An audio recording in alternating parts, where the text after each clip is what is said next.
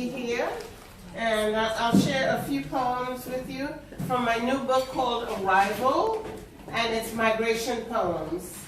And in America, in the month of April, we have what's known as National Poetry Month. I don't know if you have that here, but we have National Poetry Month.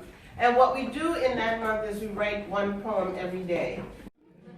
I have a group called Elma's Heart Circle, and Elma is my mother, who, when she was a child, she loved poetry, and part of the Trinidadian culture was to memorize long British poems and recite them. Well, she recited poems around the house. She read them to me at bedtime. She in turn did the same with my son. Hence, we have 5 dogs and me. So I'm dedicating this reading to my mother and to Sini, who traveled all the way from Brooklyn, New York with me. So, okay, so I'll share two new poems first, and then I'll share some from the book. And the first poem I'm going to share is one that I wrote for my mother, and it's called For the Love of Tennyson. And there was this poem called The Charge of the Light Brigade. I don't know if you all know that poem. It's very long, but my mom learned that poem, and that was her favorite poem as a child. And she could recite it till the day she died at 85. She really knew that poem. So it's called For the Love of Tennyson. Bless my mother and her slingshot of poems. Bless her motherly advice and her psalms as we prayed every night before sleep. Bless my mother and her red mist of words. Bless my mother's hand and her unmarried ring finger. Bless her tucked notes of favorite poems folded safely in her bureau drawer. Bless her flip phone and her nurse's cap and her pride at college graduation at 50. Bless her haikus and her vowels, her light melodious noise filling our house. Bless her narratives and her odes. Bless her Lord Tennyson and the poems she memorized until the day she died.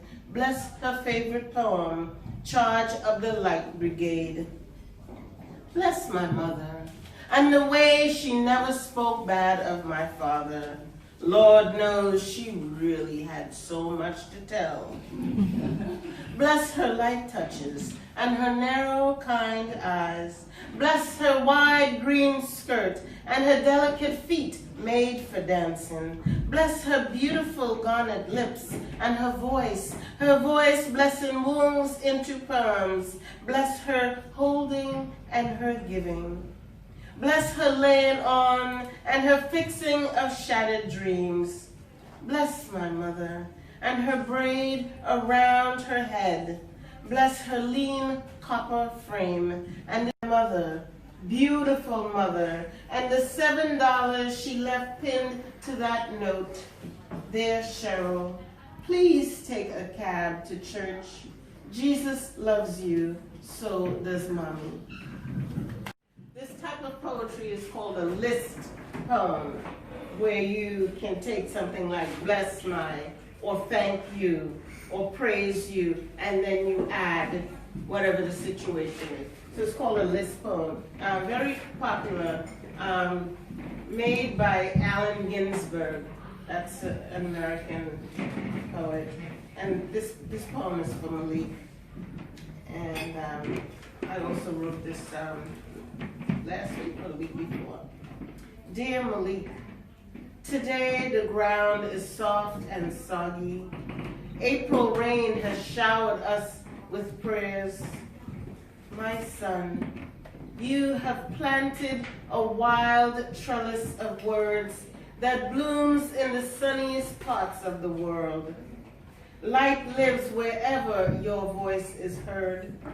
Rhymes gather under bridges, in schoolyards, in office buildings, at edge of riverbanks, in sun-yellow tips of frangipani on the island of gods in Bali. Rhymes eulogized on stars against night's sky. Rhymes in blue seagrass. Always I can hear you coo. Always I can hear you coo. Your fortune eulogized in the peach pink of a conch shell. Your face an armful of aching zinnias against my breast. Never again to pray my lips to your open cheek. The last time I held your face, I sang your name. Malik Isaac, Malik Isaac, the noisy city below my window in Brooklyn, a loud and constant beast.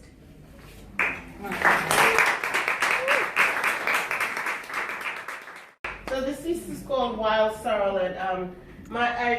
In the first poem I read, I referenced my mom having twins, and so my mom had twins, and I was one of the twins. My brother was stillborn. And 20 years later, I had twins with Malik, and his twin brother just lived for 8 hours. But we had these twins running, so I add them to my work. I'm actually working on a new book for Malik about his life and legacy. And we are really here in London because we came to Paris last week to see his mural. There's a mural of him in Paris. So his wife and I and Sini and a few other cousins, relatives, we made what we call a pilgrimage to see his mural. So if you go to Paris, look for Five Dogs mural. It's awesome. And actually, the muralist said he made it, he began it 3 days after Malik passed away. This piece is called Wild Sorrow, and it's a piece that opens the book, and it's basically about my childhood. If them children hit me today, I go hit them back. What about you, Cheryl Allison? What you gonna do? Praise Doris dear and her spell of words. Praise my swift backhand and the girl that fell, tearing her ass wide. Praise father who did not tell mother. Praise my shy girl learning to be tough. Praise the dust and the girl that rose. Praise the chest that puffed to bursting. The chest raised with new breasts, tucked in blue bra. Praise the new breast. It was love, not poverty, that made my first homemade bra. Mommy and Tanti Verna's hands buzzed with the singer sewing machine. They singing along to calypso. One sister stopped to snap her fingers, shake her tiny butt. One ran the tap water a little till it ran clear. The other made the limeade, drank it without ice. One wiggled to young Elvis, he the new blue suede shoe crooner.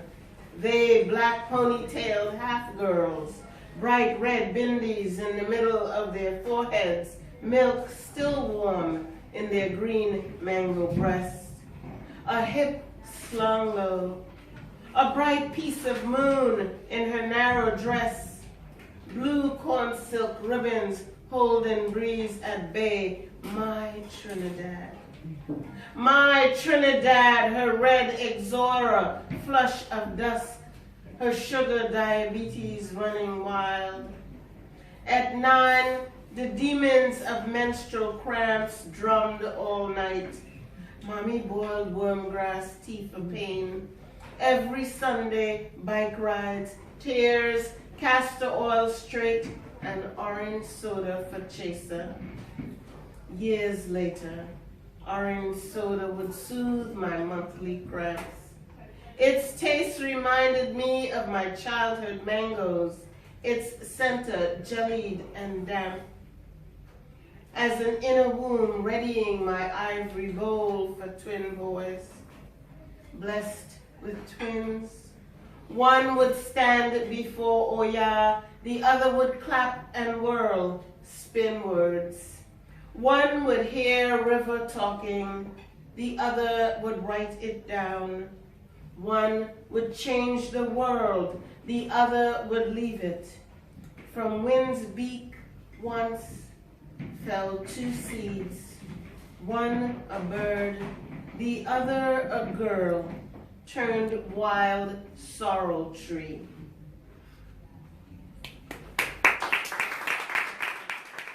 Now I have 4 poems in the book called I Named Gal. And the 4 poems, I see them as a spine that holds the book together. I'm going to read I Named Gal 2 to you. It's one of my favorite I Named Gals. I'll read that to you and then I'll read the other one. I arrived in New York City at 13. I left my mother, my whole family in Trinidad, and my mother sent me to live with her sister in New York. We were actually supposed to travel together, but on the last minute, the immigration decided that they were not going to give her a visa because she was a nursery teacher. And they told her straight up, we're not going to give it to you because we need your services here. So my mother decided to send me and keep working to get hers, which she did about 14 months later. So this is the day that I arrived, November 1st, 1964. Day of the Dead. Gal take flight from planet Hummingbird. Ibeji daughter born of Ibeji mother. Gal reach America. Tanti Ina meet Gal at Kennedy Airport in the maroon Chevy Nova. She bring a long brown coat with fur lining. She bring gloves, boots, and fur hat. Gal ain't like them things at all. Lord, they're too big and fluffy. Gal prefer she bright island clothes and she Trini dialect. Next day, Gal step into school big and important. Wearing she island colors proud, proud. I named Gal, she beams. The children laugh loud at she accent. And the teacher too, not just the teacher. She would make me read all the time so she could die laughing. That was my introduction. I'm not making it up. But I tell you one thing, I knew that there was something there to hold on to.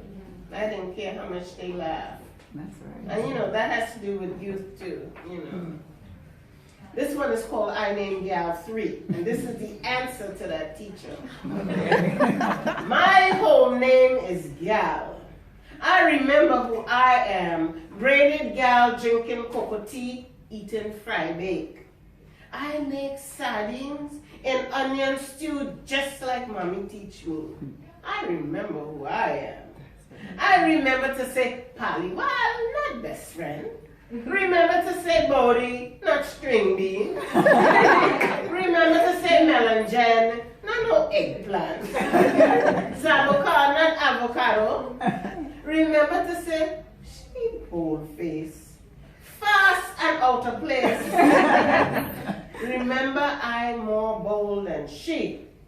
Everybody say, so long in America, you still have accent? I say, yes. I am the daughter of Elmer and Roy. I named Gal, I say.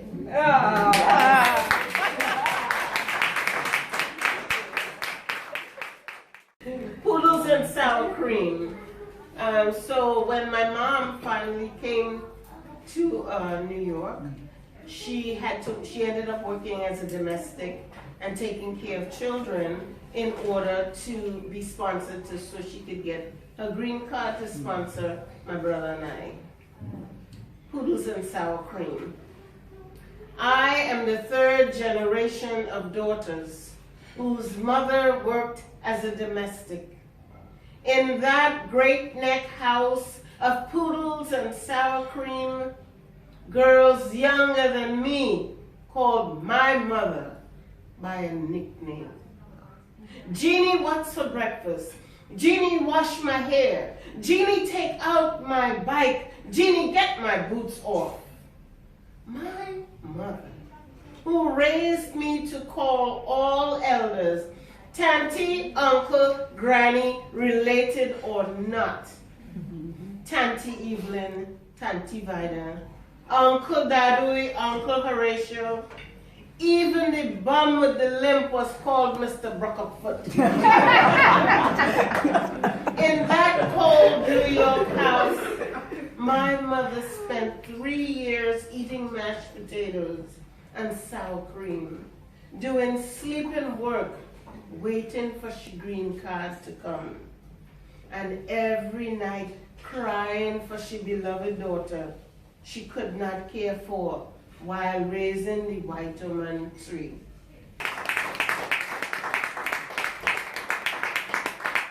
That still upsets me. Okay, so a lighter one now. This one is called Spell. And you know, we have a lot of Caribbeans here, so you know all about the voodoo and the stories, and she gives that to drink so she could get that man,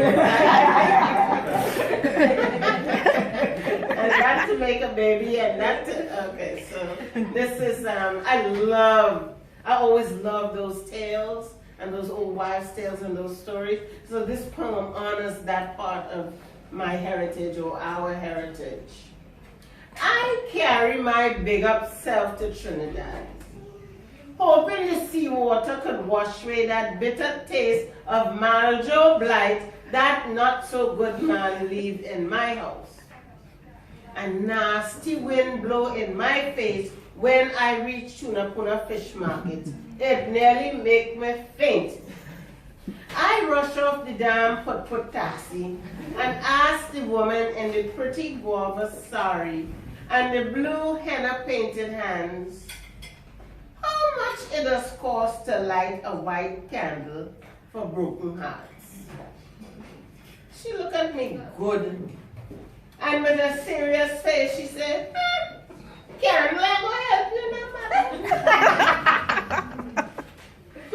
But hear what? And follow me good.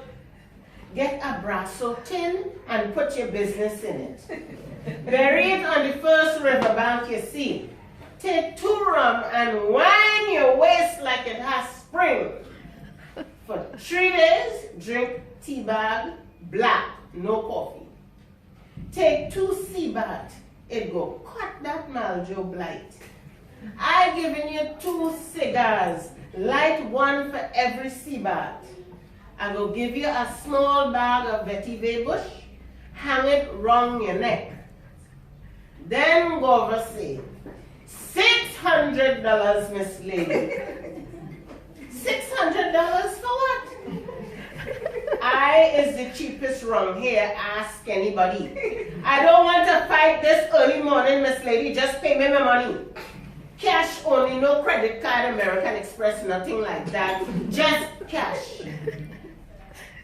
4 weeks passed and nothing working.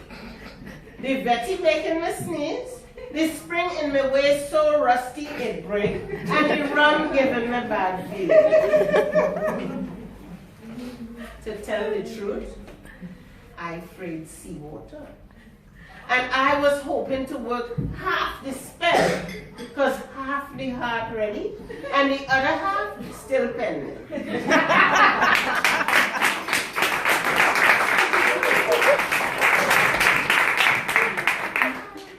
You know, I don't know how much you follow U.S. news, but the last few years there's been a lot of murders by the police of young black men and boys and girls and women. And, you know, you hear more about the murders of the men than you do the women. So I wrote this piece 2 weeks ago called Say Her Name. and it's in 4 parts. So I'll just take a pause before going on to the other part, because I don't like to say 1, 2, 3. It kind of throws the audience out of the, and me too, actually, out of the warmth of the poem. The last summer in Liberty, we made paper boats, sat our troubles in them, and sailed them in the lake.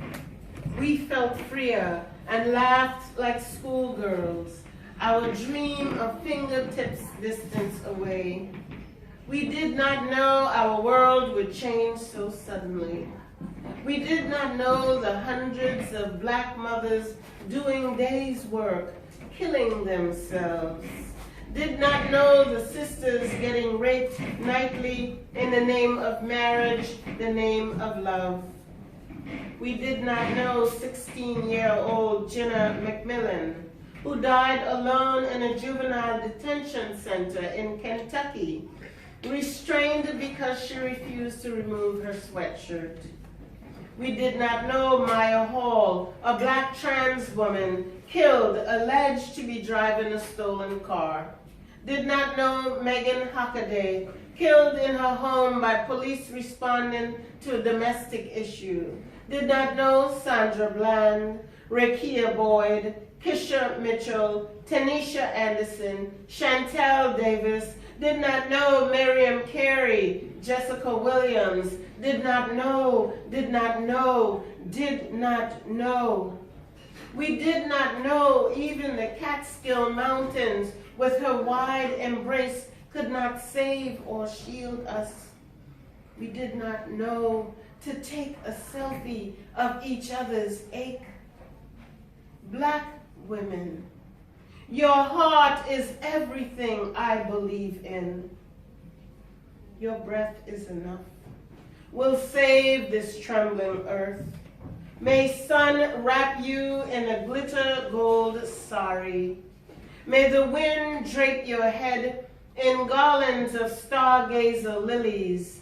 May we never cease to call your name, to call your name, to call your name. Here's an apology for your legendary life. This piece is called Hair in a Time of War. For the millions of refugees who had to flee from Kenya, and for the millions of us under duress in our homes where we live in our countries, that they're constantly trying to put us out of every day in one way or another. Here are my hands. Use them to write this world into peace. Here are my fingers. Use them as fire starters. Here is my shoulder bone. Use it as a drum to summon ancestors. Here are my words. Use them as provocation, as resistance. Here are my eyes, tears on the window lip, wiping them quick so Dad will not know how I miss him, how I miss him. Here is Charlie Wilson's CD, one of the last gifts my son gave to me. Use it as clarity. Use it as affirmation that I'm blessed. You're blessed. I'm blessed. Here is my propped up heart. Use it as a sweet spot for nesting. Here are my feet. Use it as a dirge for dancing. Use as collateral for taking back our planet, taking back our land. Here is my arthritic spine. Recycle and use it, use it, use it, use it to plant trees.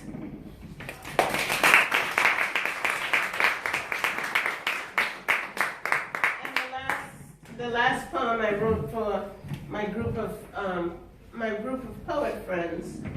I have a steady group of poet friends, women. I have male friends too, but these women that came to my house and laid on hands and blessed me and prayed with me and cried with me after my son passed away. And I'd like to thank Simi too for being my backbone and my rock through this whole time.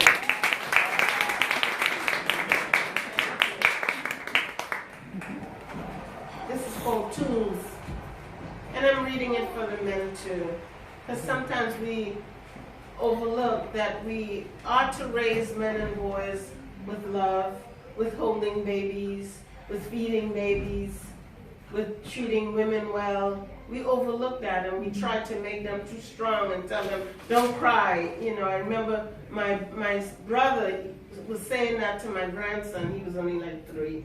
Don't cry, you know, take it like a man. What man? He's a man. So I think too often we keep overlooking that, and I think we're learning that's wrong. We can't do that. 2, a woman's body has everything in it to save her life. A woman's body has everything in it to save her life. You heard what I said? Yes. Okay. If you must, use your legs as raft, heel as hammer, teeth as machete, monthly blood as healing salve, milk for building, breasts as shelter. Learn to breathe. Learn to breathe. Learn to use your locks to suture every wound. Learn to scream. Use your locks to suture every wound. Learn to scream. Learn to speak. What I am saying is, learn to speak. Learn to scream. Learn to live within the smallest muscle of your heart. Learn to live. Learn to live. Thank you.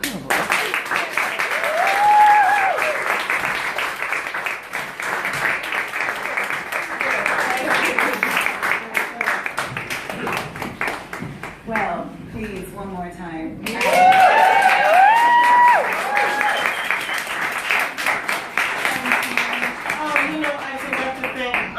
Who made all of this possible, and our visit to Paris too. And to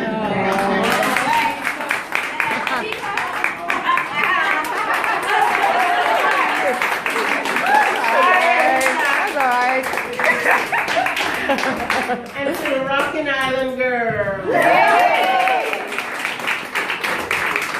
I'm so glad that you did that, Auntie Cheryl,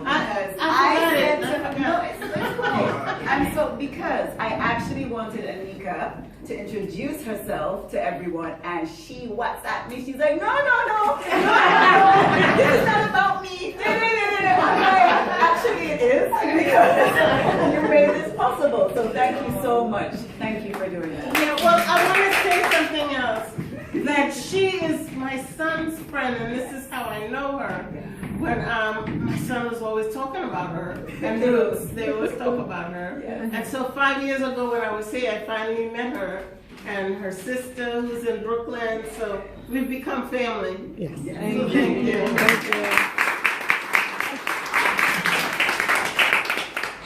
Yes. And one thing that Auntie Cheryl forgot to mention is that the book is here on sale, Arrival, which is her latest published collection of poetry, some of which she read to you today. They're £13